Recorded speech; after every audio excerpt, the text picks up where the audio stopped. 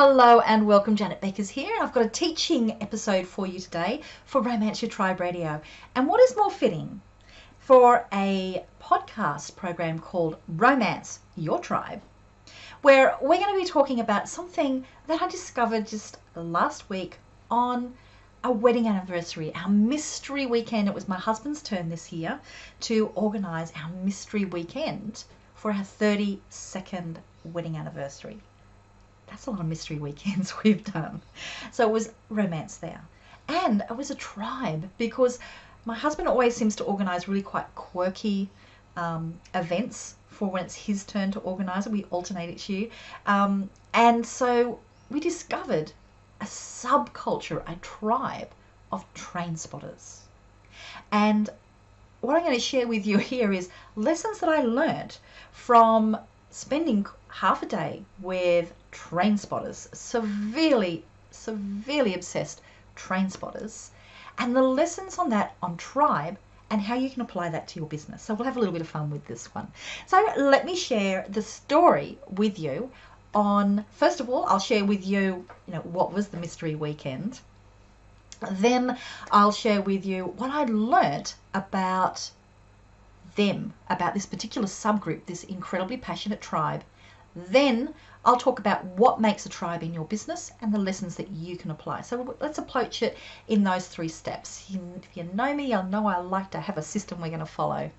So where did this all start? Well, ever since our 2nd wedding anniversary, we decided that, you know what, forget this whole idea of buying presents for each other.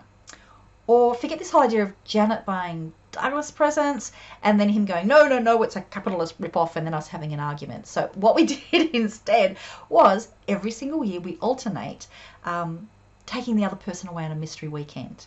Now, part of this is the week beforehand, 7 days before, the person who is being surprised, which was me this year, is allowed to ask for a clue or ask a question every single day for that week.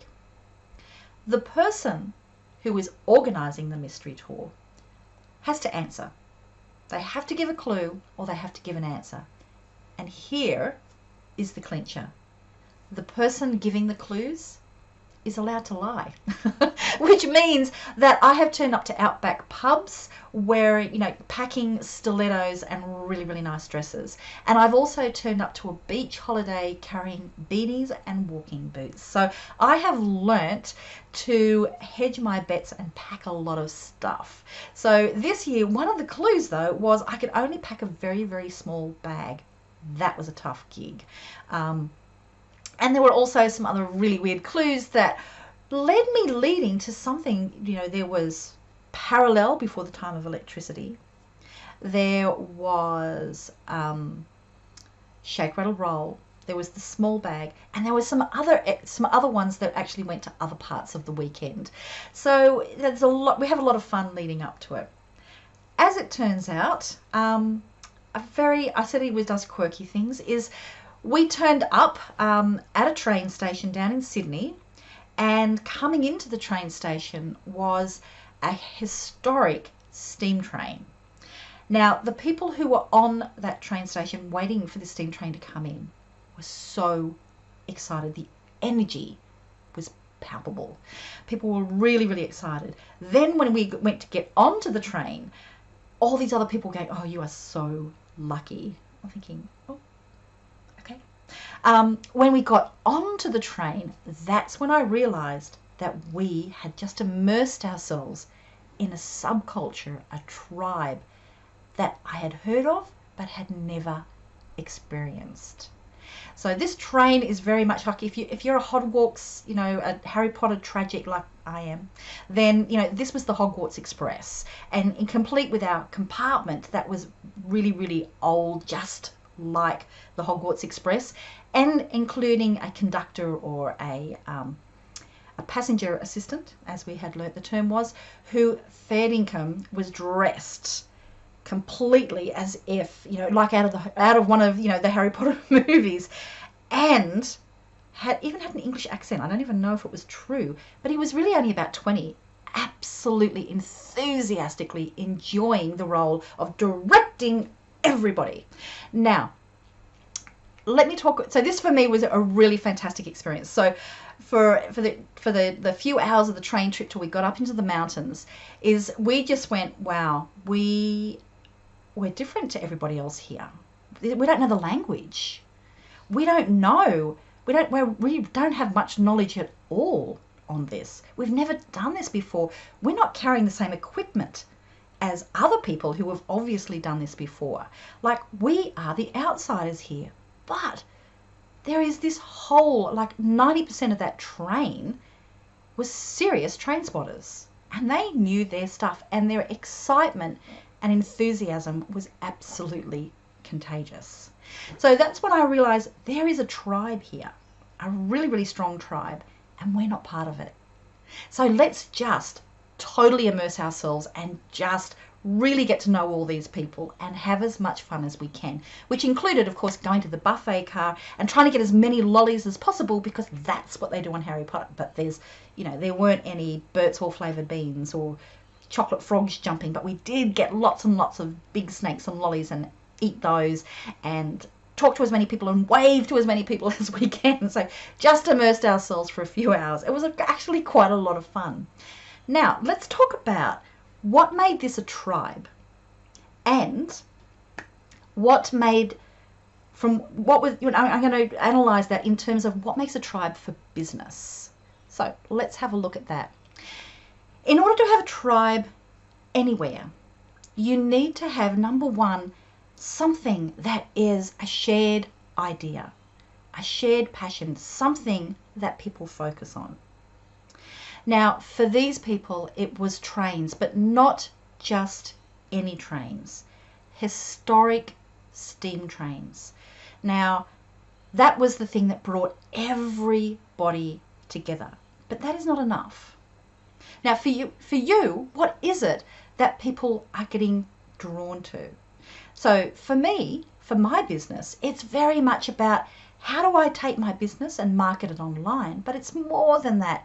How do I do it in a way that is all about building relationships and trust, and doing it in a way that I really attract and connect with people? So that is, the thing that people are being drawn to. So for you in your business, what is the thing? It may be a niche that you are in, or if it is a very broad niche, it may be your way that you approach that within your niche. So that's number one. Number two is, you need to be able to say, this is what we believe around here. You need to be able to jump off the fence, because people who sit on the fence get splinters in their bum, okay? So you need to be able to jump off the fence and say, this is what we believe around here. If you're going to be part of this tribe, this is what we believe around here.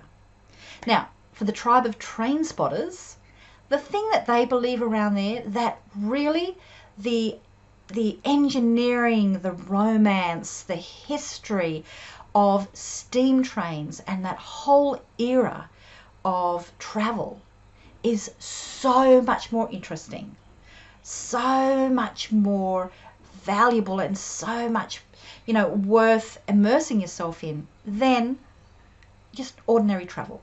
Trains, buses, cars. This is so much more interesting and very, very specific on that. So what is it for you? For example, for me, nobody who's going to be attracted to me is going to be attracted because they're interested in, how do I build a business that I'm not the slightest bit interested in, with customers that I'm not really interested at all in them, but I just want to be able to find out where there is a demand and do it in the most disconnected way. And that is, there are a lot of people who do that really, really well. The whole sort of find a niche, do the numbers, just do ads, have no contact. They do that really, really well, but you're never going to get that with me, because that's not what I love doing in business. And the people who I attract love that connection. They love being part of the transformation. So that's what we believe around here. So what about you? What is it that you can go, you know what? Like, for people who are just into the numbers, they're going, what are these people doing, wasting all their time talking to people and connecting and understanding what's important and their values? Who cares? That group will never, ever get our group. And us, we look at that group and go, you know, it's a bit cold, or I'd get bored. So what's happening in your tribe where you can say, you know what, this is what we believe around here. Now, the next thing that you need is you need a shared language. Now, this was something that we really, really discovered when we were in our group of Trainspotters, because the Trainspotters, they had their own language. They knew not just all the names of the different parts of the trains or how many axles there are on each carriage. Yep. All of those sorts of things. They knew the names of the numbers of different trains, and they would talk fondly to each other about, so, heard about what's happening with the 5017? Where's its housed now? Oh, it's over at Cowra. Really? What's so-and-so doing over there? And they would use different language for things that, for parts of a train that some trains would have and other ones wouldn't. They all knew the language. They all knew the equipment. You know, people carried goggles so that when they stuck their head out the window for hours to be able to see the steam coming up, that all the soot, we didn't realise this, that comes with it, that plasters all over you, wouldn't get in their eyes.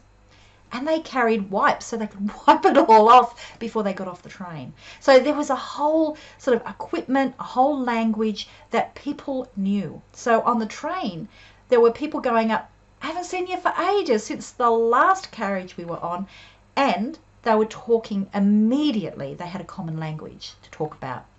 We stood out as not part of that tribe. We didn't know the language, but we were there to learn. Okay, so for you, do you have a language that you use? If you don't, you have a huge opportunity here. That's why in my Attract Your Tribe program, one of the core things we do is the way that you work with people. And there may be, you could have thousands of competitors that may do similar work with people. But what we do is we create a signature system and a trademarkable language around that. So when you've been hanging around me for a while, you will know that we talk about flirting, back to my place. We talk about commitment. We talk about fourth wind test. We talk about romancing your tribe, attracting your tribe. We talk about courting. And we talk about profitable avatars. All of this different language all comes around the Romance Your Tribe signature system. Now, in your business, you have an opportunity to create your own language that people know, I'm part of this tribe because I use this language. For years now, I will have people who might send me an email and they will be using the language of my signature system when they're talking to me. For example, I also divide people up into 4 different avatars and get people to self-identify. You could be a stargazer, starblazer, shooting star, or a superstar. And those 4 are on my website, and you can identify and see the different path you should take depending on it. So people will email me and say, hey Janet, I'm a starblazer. My language developed specifically to make it so that you will know you're part of my tribe. So do you do that? Do you have a language that you can be using that lets people know they're part of your tribe? You have a great opportunity here, but to be able to create something there. So you have a language as well. Now, what else do you need? Well, you need a place for people to gather, hang out, and to talk to each other. Now, online that becomes quite easy because you have your website. If you are selling your programs, you can create either private Facebook groups or a forum, a place where your people can connect.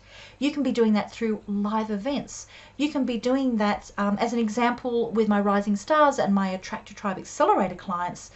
We meet on video huddles. And so people get to see each other and we hot seat. They get to see each other in the private Facebook group. You can be doing that through a free Facebook group to bring your tribe together. So finding a place where people can hang out is absolutely essential for you to develop a tribe. So for our tribe of Trainspotters, not only did they gather when there was an opportunity to take a heritage train trip, and they paid good money for it as well. It wasn't a cheap, normal cheap train fare. It was special. But they also have clubs. And in fact, as we were sitting there, one girl, she was one of the rare women who were on the train, who was in our little carriage, was going, I'm actually with the competition. I'm with the enemy. We went, what are you talking about? The train and the whole trip was organised by one historic society. She volunteers for another historic society. So even that, there was a sub-tribe within the bigger tribe, and that allegiance that she felt, but still coming here because she wanted to be part of this extension in the tribe. So for you, have you got somewhere where you can make it for people to join? Now let's bring all of that together, because now we want to look at how do you, if you have a tribe, well then there is a potential for you to set yourself up as the tribal leader. Now the tribal leader really is somebody who can very, very clearly articulate, this is what we believe around here, and this is where we can hang out. If you can very clearly articulate what it is that you are helping people to do and what we believe here as part of this group, and provide any kind of venue, whether it's going to be through your business, whether it's going to be online, offline, however it works, for people to be able to connect, you will naturally be positioned as the tribal leader. Now, here is something else that comes with being the tribal leader that a lot of people don't really understand, and yet this is where it becomes really, really powerful. Is a lot of times people will create, you might create a group. It might be, say a free Facebook group, and you're the person who started it, you are the tribal leader. Now, through this happening and people interacting, there will start to evolve people who become leaders within that group. They are naturally the ones that come up with good ideas, they're cheerleaders for other people. Sometimes the people who are the beginning of the group or the leader can be quite threatened by this and see this as, people could be using my platform to take over. So it is your role as the tribal leader to identify other emerging leaders and to nurture and then bring them in to make sure they're still using the same language, that their philosophy is still the same of this is what we believe around here, and mentor them to help them to lead within your tribe. Because that's where a tribe starts to get its own energy, where it starts to expand, and you are still the person who has set that overall tone and has provided the place for people to hang out. So the same thing with our beautiful, enthusiastic tribe of Trainspotters is, they, within there were people that would be talking about, oh, have you seen so-and-so's on the train? Man, they know their stuff. So that was somebody else who had positioned themselves as a leader within the bigger tribe. And that allows for people to have aspirations within a tribe, because there are always going to be people who want to go higher and higher. So allow that to happen. That's where true tribal leadership happens. So it was a really, really fun weekend. We went on to do lots of other things as well, but we laughed and laughed and laughed so much about the quirkiness of this tribe of Trainspotters, who themselves would not see themselves as quirky at all, but from an outsider who doesn't know the language, who doesn't have the same passion, and who doesn't have that connection, almost like the secret handshake, it can seem really quirky from the outside. And so that's what will happen as you are building up your tribe. The people who don't belong there are going to look and go, I don't get it. And that is good, because the people who are in there, they get it. They get you. So let's have a look at a summary now on how do you take lessons from such a tribe as Trainspotters and use those lessons. What are the lessons that you can use to be able to create your own tribe around your business, your brand? And these are the important things for you to know.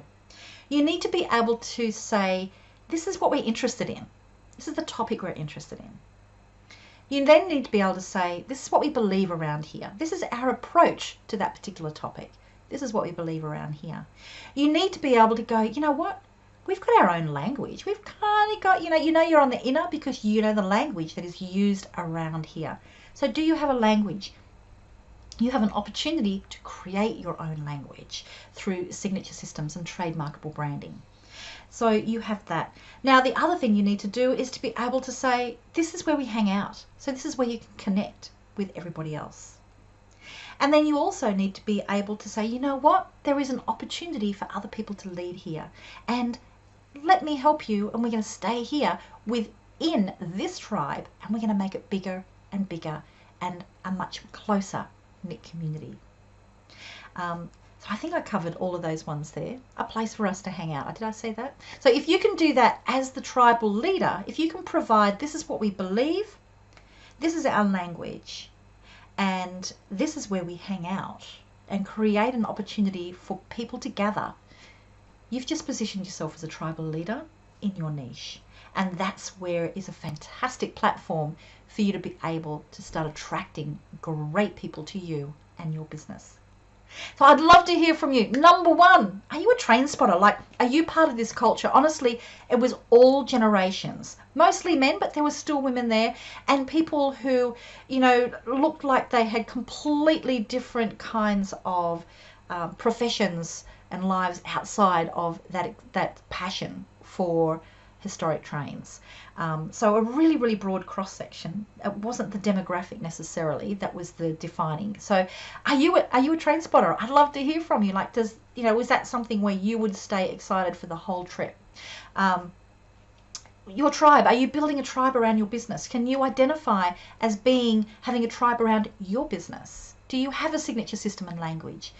Are you part of my tribe? Are you part of our free Facebook group? Are you one of my clients? Do you know the language? Have you, do you have some examples of, some of that language that you may have been using outside of our just tight romantic tribe?